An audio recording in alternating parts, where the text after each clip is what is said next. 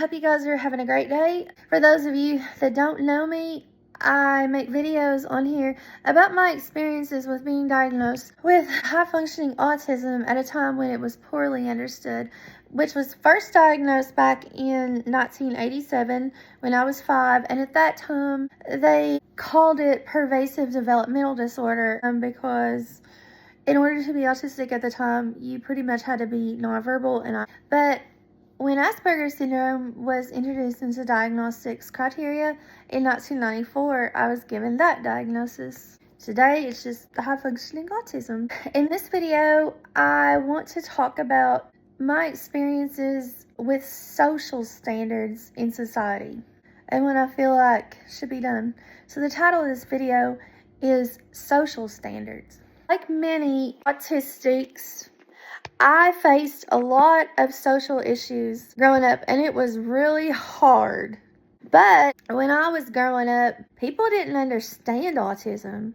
And people like me were just misunderstood as being mean when that wasn't the case. Because so little was known about any form of autism, my mom did attribute my poor social skills to my lack of interaction with other kids my age. That was never the case. Number 2, in my growing up years, I was taught the importance of being socially appropriate. Society adopts social rules that I feel like are often unrealistic to follow for autistics. Temple Grandin has a book called The Unwritten Rules of Social something, and I read it, and it's really good. And I would highly encourage anyone that hasn't read a book by her to read one of her books. They're some of the best books on autism available. There was a lot of rules that were important in social skills that I was taught and that were strongly enforced. Number 1, act your age regardless of how you feel. Meaning, like, you shouldn't act what is socially behind in your age. Number 2, learning to suppress your emotions. Number 3, don't say anything mean to anyone straight to their face, regardless of whether it's the truth or not.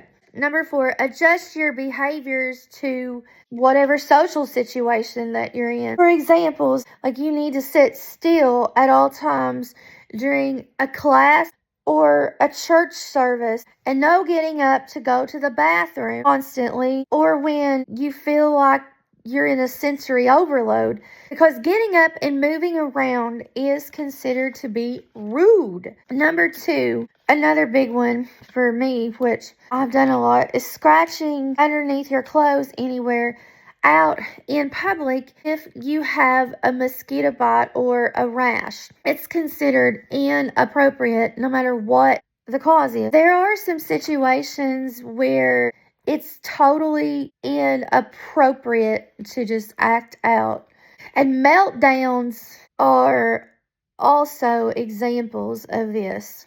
A good example of a meltdown in a social situation that's often considered inappropriate is just a full-on meltdown over something that a normal person would just let go of. And also, it's inappropriate to have a full-on meltdown out in public if someone reacts unkind to the autistic person. And when this happens, it's just as much their fault as what it is the autistic person's fault.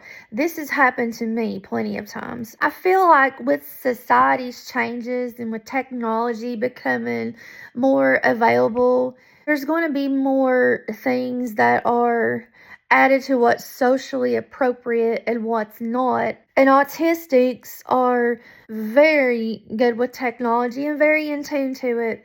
I know that I'm more ahead of the game and always have been than what a lot of the kids that graduated with me were. People in my mom and dad's period believed that hard work and getting paid meant labor every day, like no breaks unless you absolutely had to, and technology was a luxury. And nowadays, because the time's changing, people are using technology to earn a living, And there is people nowadays that make money with uploading YouTube and TikTok videos, and some of these people do it for a full-time living. I do feel that following social norms does not always mean that someone is truly kind-hearted. What does true social acceptance mean? This is my opinion, and I've learned this over the years. That is, realizing what's on the inside is the most important. And being kind to autistics is very important. And in conclusion, don't worry about social acceptance.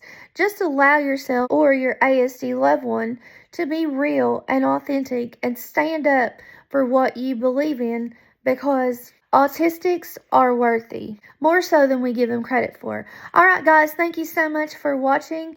Make sure to tune in because there is a lot more to come. And also please like, share, and subscribe. Thank you so much. May God bless you and have an amazing day.